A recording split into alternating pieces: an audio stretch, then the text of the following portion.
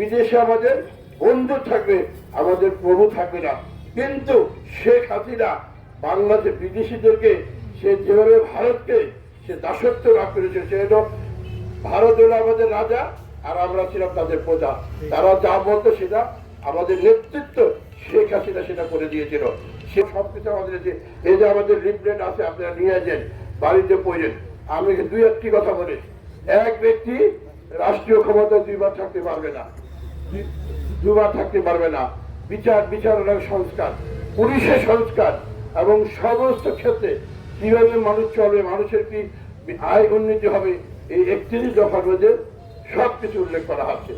আমরা করলাম 2023 সালের আমার জুলাই মাসে আমরা রাষ্ট্রীয় সংস্কার দেওয়া হয়েছে। সংস্কার অবশ্যই প্রয়োজন। আর এই অন্তর্বর্তীকালীন সরকারকে আমরা অনুরোধ করব, এই সরকারকে আমরাই সমর্থন দিয়েছি, বিএনপি সমর্থন দিয়েছি বিদায় এই সরকার আছে, আমরা তার পাদের পাশে আছি। আমরা এই সরকারকে বলবো, প্রয়োজন বোধে যেসব সংস্কার আছে সেটা করে দ্রুত আপনারা নির্বাচনের তারিখ ঘোষণা করুন, রোড ম্যাপ দাখিল করেন। তাহলে দেখবেন ওই ফ্যাসিজমের তারা কোনো বাংলাদেশে আছে, তারা আনাচে কানাচে বসে তারা আবারও ষড়যন্ত্রে লিপ্ত। এই ষড়যন্ত্রকে আমাদের মোকাবেলা করতে হবে কিভাবে? মানুষের ভালোবাসা দিয়ে। মানুষকে আমাদের পাশে থাকতে হবে, মানুষকে বোঝাতে হবে যে বিএনপি রাজনীতি কি, মানুষ কি চায় সেটাই। তখনই আমাদের 31 দফা যখন মানুষের প্রতিটি লোকের কাছে যাবে, তখনই বিএনপি রাজনীতি সার্থকতা আসবে। ভাই, আমি আর বক্তব্য বেশি দীর্ঘায়িত করবো না। আমি পরিশেষে বলবো, আমাদের নেত্রী তিনবারের প্রধানমন্ত্রী বেগম খালেদা জিয়া, উনি চিকিৎসার জন্য লন্ডন গিয়েছে।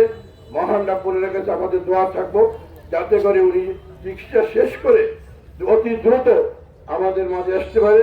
এবং ভারপ্রাপ্ত চেয়ারম্যান জনাব তারেক রহমান সহ ওনারা আসবেন, দেশ পরিচালনা করবেন, দল পরিচালনা করবেন।